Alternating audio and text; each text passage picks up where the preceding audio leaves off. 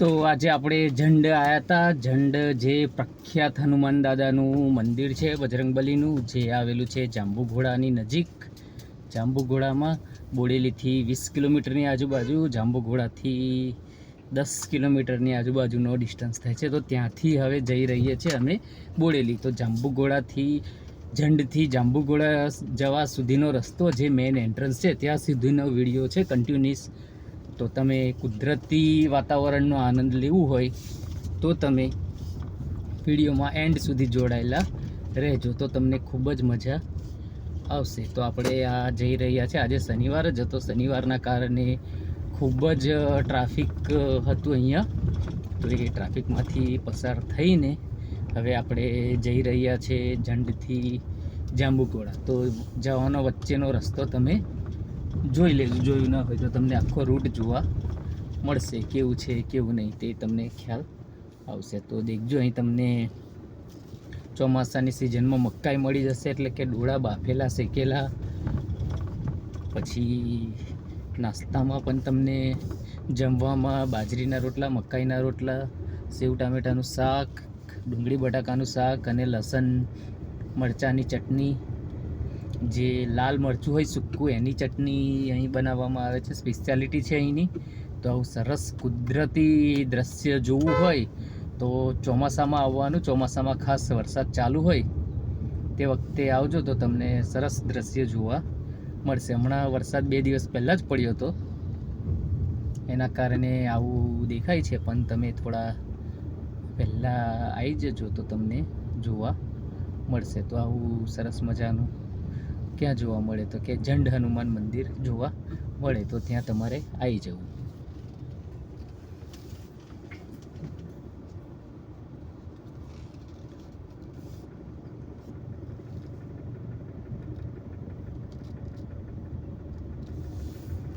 તો આ ગેટમાંથી બહાર નીકળી ગયા છે આપણે.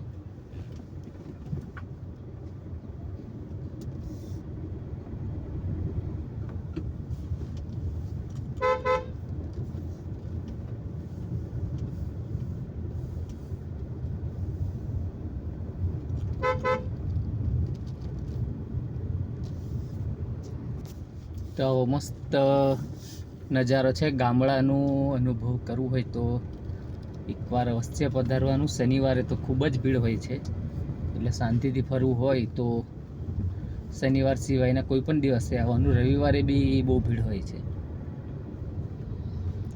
તો સોમથી શુક્રવાર સુધીમાં તમે અહીં આવી શકો છો, તો તમને શાંતિથી ફરવા મળે ને બધું જોવા મળે.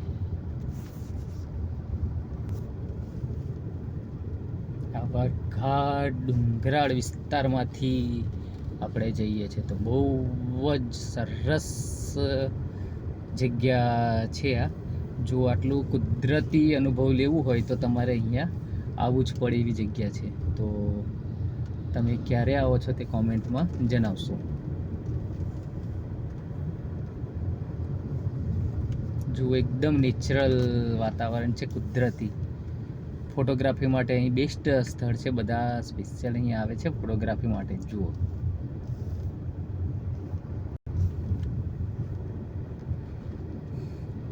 આવી હોટલ જય શ્રી રામ છે. આવી હોટલ તમને ઠેર ઠેર જોવા મળશે, થોડી થોડી જગ્યામાં જ તમને આ જોવા મળશે. ને આ છે શ્રી ઝંડ હનુમાન મંદિર. દાદા આપની મનોકામના પૂર્ણ કરે, દાદા આપણી બધાની મનોકામના પૂર્ણ કરે એવું અમે મંદિરે દર્શન કરીને આવ્યા છે. તો વાંકો ચૂકો મસ્ત રોડ છે, એકદમ જંગલ છે. તો જંગલનો અનુભવ કરો અને ગામડાના દેશી ખાવાનાનો સ્વાદ માનો, તો પણ તમને ખૂબ મજા આવશે એવી જગ્યા છે આ. હજુ કન્ટિન્યુઅસ વરસાદ ચાલુ નહીં થયો તો પણ આટલું મસ્ત વાતાવરણ લાગે છે. તો ચાલુ વરસાદમાં એટલું સરસ લાગતું હશે, તો તમે એકવાર અવશ્ય મુલાકાત કરજો. અને મેન એક વસ્તુ એવું છે અહીંયા સરસ, કે અહીં તમને કોઈ પણ પ્રકારના મોબાઈલનું નેટવર્ક આવે નહીં, એટલે એકદમ શાંતિ લાગશે. કે તમે જે શાંતિ માટે અહીંયા આવ્યા છો એના માટે તો બહુ જ બેસ્ટ સ્થળ છે, કારણ કે નેટવર્ક જ નહીં આવે, એટલે નહીં કોઈનો ફોન, કોઈની મેસેજ કે કશું જ નહીં, બસ ખાલી કુદરતનો આનંદ માનવાનો.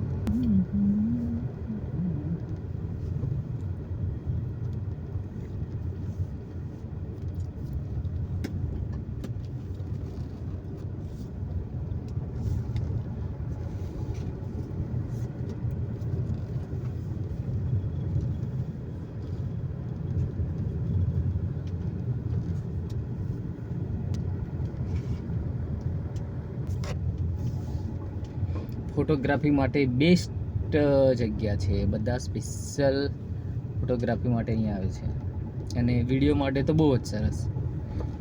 ફોટોગ્રાફી કરતાં વધારે જેને વિડીયોનો શોખ હોય, વિડીયો બનાવવાનો, એને અહીંયા અવશ્ય આવવું.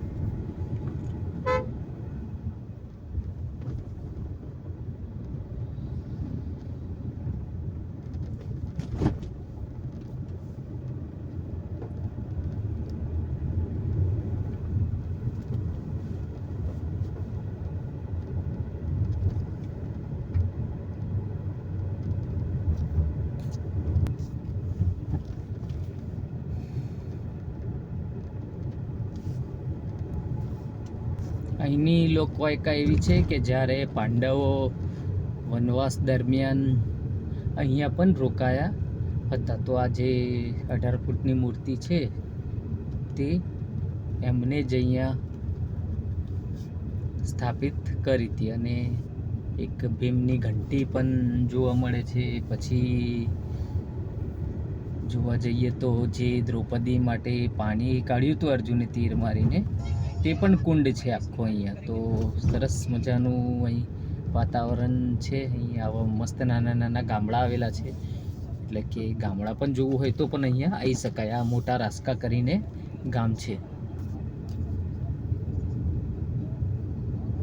આ કેનલ આવી ગઈ છે. આ કેનલથી ડાબી બાજુ જઈએ તો આપણે હાલોલ બાજુ બી જઈ શકાય છે, અને આ બાજુ જઈએ તો આપણે બોડેલી જાંબુઘોડા બાજુ પણ જઈ શકાય છે. એવો આ કેનલનો રસ્તો છે.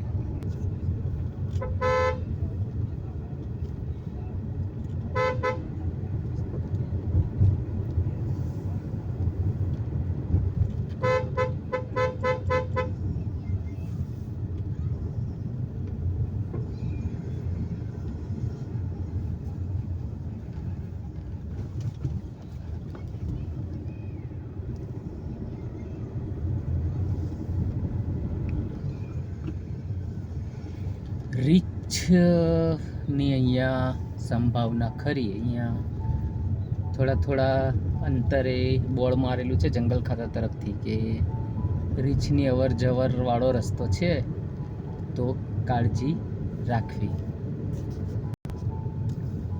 અહીંયા રસ્તામાં આવું પ્લોટિંગ પણ થયેલું છે શોપ માટે, કોમર્શિયલ કોઈકને ખરીદવું હોય તો હોટલ હિલ વ્યૂ રૂમ્સ એવું છે, એટલે કદાચ હજુ તો કન્સ્ટ્રક્શન નહીં થયું.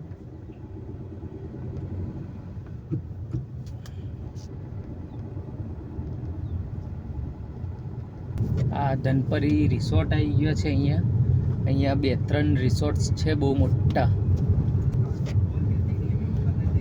તો આ બહાર આવી ગયા છે. આ જાંબુઘોડાની ITI આવી ગઈ છે. આ ITI ટ્રેનિંગ સેન્ટર છે. પછી એની જોડે સ્કૂલ છે, બહુ પ્રખ્યાત છે જાંબુઘોડાની, પંચમહાલ જિલ્લો કહેવાય છે.